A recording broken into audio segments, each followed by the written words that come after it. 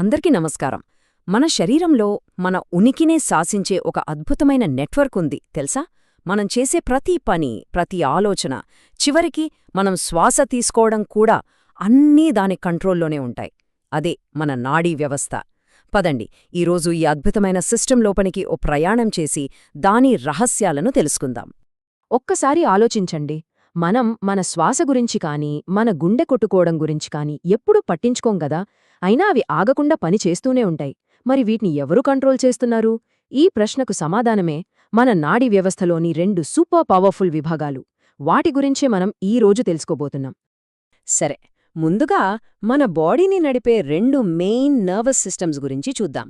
తర్వాత మన body autopilot ఎలా పనిచేస్తుందో తెలుసుకుందాం.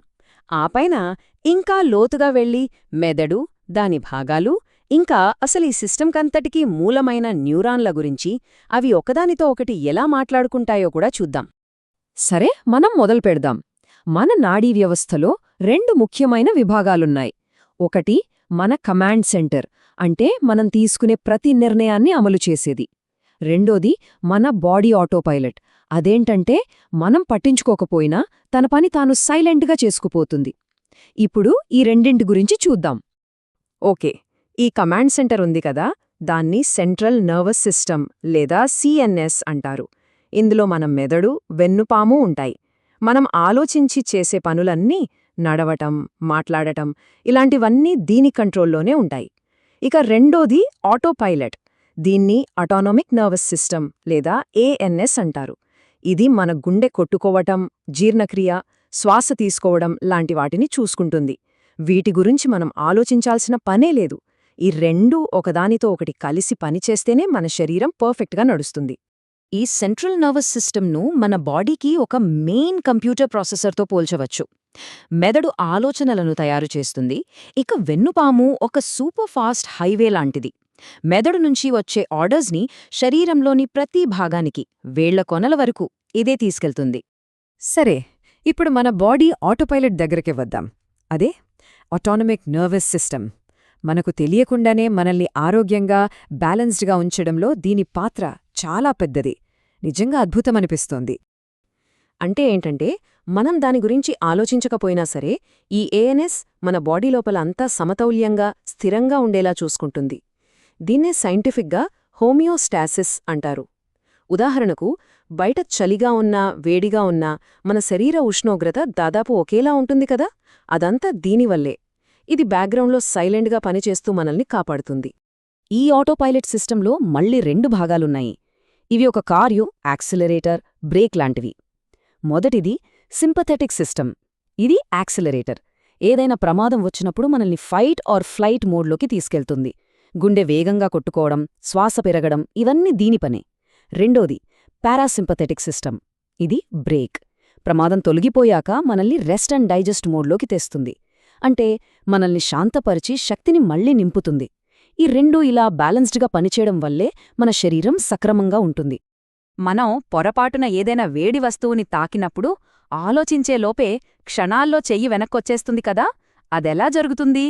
దానికి కారణమే ఈ రిఫ్లెక్స్ హార్క్. ఇది మన బాడీలోని ఒక సూపర్ ఫాస్ట్ ఎమర్జెన్సీ సిస్టమ్. ఇక్కడ సిగ్నల్ మెదడుదాకా వెళ్లదు. ప్రమాదాన్ని గుర్తించగానే సమాచారం వెన్నుపాముకు వెళ్తుంది. అక్కడినుంచే వెంటనే చెయ్యి తీసేమని ఆర్డర్ వచ్చేస్తుంది. ఇది మనల్ని పెద్ద ప్రమాదాల నుంచి కాపాడుతుంది. ఆల్ రైట్, ఇప్పటిదాకా మనం పెద్ద సిస్టమ్స్ గురించి పైపైన చూశాం. ఇప్పుడు మనం ఇంకాస్త లోపలికి జూమ్ ఇన్ చేసి చూద్దాం. ఈ మొత్తం సిస్టమ్ని నడిపించే మెదడులోని కొన్ని ముఖ్యమైన భాగాలు, అలాగే ఈ వ్యవస్థకు ప్రాణం పోసే చిన్న చిన్న కణాలైన న్యూరాన్ల గురించి తెలుసుకుందాం. సెరెబెల్లం, దీన్ని మెదడులోని మోటార్ స్పెషలిస్ట్ అని చెప్పొచ్చు. మనం బ్యాలెన్స్ తప్పకుండా నడవాలన్నా, ఒక పెన్ను పట్టుకుని ఖచ్చితంగా రాయాలన్నా, లేదా ఒక గిటార్ వాయించాలన్నా ఈ కదలికలన్నిటినీ సమన్వయం చేసేది ఇదే. మన మూవ్మెంట్స్ని స్మూత్గా, పర్ఫెక్ట్గా మార్చేది ఈ సెరెబెల్లమే. ఇక పారియటల్ లోబ్ విషయానికి వస్తే, ఇది మన బ్రెయిన్లోని ఒక సెన్సరీ ఇంటిగ్రేషన్ హబ్. అంటే మన చర్మం ద్వారా తెలిసే స్పర్శ, ఒత్తిడి, వేడి, చలి ఇలాంటి సమాచారాన్నంతా ఒకచోటకి చేర్చి ప్రాసెస్ చేస్తుంది. దీనివల్లే మన చుట్టూ ఉన్న వస్తువులు ఎక్కడ ఉన్నాయి, మన శరీరం వాటికి ఎంత దూరంలో ఉంది అనే స్పృహ మనకు కలుగుతుంది. సింపుల్గా చెప్పాలంటే ఇది మన బ్రెయిన్లోని ఒక ఇన్బిల్ట్ జీపీఎస్ లాంటిది. సరే, ఇప్పుడు ఈ మొత్తం నాడీ వ్యవస్థకు పునాదిరాయిలాంటి దాని గురించి మాట్లాడుకుందాం. అదే న్యూరాన్. మన శరీరంలో సమాచారాన్ని ఒకచోట నుంచి మరోచోటకి చేరవేసే మెసెంజర్లు ఇవే. మన ప్రతి ఆలోచన, ప్రతి ఫీలింగ్ అన్నీ ఈ న్యూరాన్ల మధ్య జరిగే సంభాషణ వల్లే సాధ్యం. ఒక న్యూరాన్ ఎలా ఉంటుందంటే దానికి చెట్టు కొమ్మల్లాంటి డెండ్రైట్స్ ఉంటాయి. ఇవి పక్క న్యూరాన్ల నుంచి సిగ్నల్స్ను అందుకుంటాయి. ఆ తర్వాత ఆ సిగ్నల్ న్యూరాన్ కంట్రోల్ సెంటర్ అయిన సోమా లేదా కణదేహానికి వెళ్తుంది. అక్కడ ప్రాసెస్ అయ్యాక యాక్సాన్ అనే ఒక పొడవాటి తీగలాంటి భాగం ద్వారా ఈ సిగ్నల్ ముందుకు ప్రయాణిస్తుంది. చివరగా సినాప్స్ అనే ఒక జంక్షన్ దగ్గర ఈ సిగ్నల్ తర్వాతి న్యూరాన్కి పాస్ అవుతుంది. ఇది అచ్చం ఒక రిలే రేస్ లాంటిదే కదా. ఈ న్యూరాన్లలో కూడా వాటి పనిని బట్టి 3 రకాలున్నాయి. మొదటివి సెన్సరీ న్యూరాన్లు. ఇవి మన చర్మం, కళ్ళు, చెవుల లాంటి ఇంద్రియాల నుంచి సమాచారాన్ని మెదడుకు తీసుకువెళ్తాయి. అంటే బయటి ప్రపంచం గురించి మెదడుకు చెప్పేవి ఇవే. రెండోవి మోటార్ న్యూరాన్లు. ఇవి మెదడు నుంచి ఆర్డర్స్ని తీసుకుని కండరాలకు ఇస్తాయి. చేయి కదుపు, కాలు కదుపు అని చెప్పేవి ఇవే. ఇక మూడోవి ఇంటర్న్యూరాన్లు. ఇవి ఈ రెండింటి మధ్య కనెక్టింగ్ లింక్లా పనిచేస్తాయి. ఒక రకంగా చెప్పాలంటే ఇవి ట్రాఫిక్ పోలీసులు లాంటివి. ఓకే, ఇప్పుడు మనం ఇంకా లోతుగా మైక్రోస్కోపిక్ లెవెల్లోకి వెళ్తున్నాం. అసలు ఈ న్యూరాన్లు ఒకదానితో ఒకటి ఎలా మాట్లాడుకుంటాయి? వాటి భాష ఏంటి? వాటి భాష ఎలక్ట్రిసిటీ ఇంకా కెమికల్స్ యొక్క ఒక అద్భుతమైన కాంబినేషన్. ఆశ్చర్యంగా ఉంది కదూ. న్యూరాన్ చుట్టూ ఒక పొర ఉంటుంది కదా, దానిమీద చిన్న చిన్న గేట్లుంటాయి. వాటినే అయాన్ ఛానల్స్ అంటారు. ఈ గేట్లు సోడియం, పొటాషియం లాంటి చార్జున్న అయాన్లను లోపలికి బయటికి వెళ్లనిస్తాయి. ఈ గేట్లు తెరుచుకుని మూసుకోవడం వల్లే న్యూరాన్లో ఒక ఎలక్ట్రికల్ సిగ్నల్ పుడుతుంది. ఈ గేట్లు లేకపోతే న్యూరాన్ల మధ్య సంభాషణే జరగదు. ఈ ఎలక్ట్రికల్ సిగ్నల్నే యాక్షన్ పొటెన్షియల్ అంటారు. దీనికో స్పెషాలిటీ ఉంది. ఇది ఆల్ ఆర్ నథింగ్ ప్రిన్సిపల్ మీద పనిచేస్తుంది.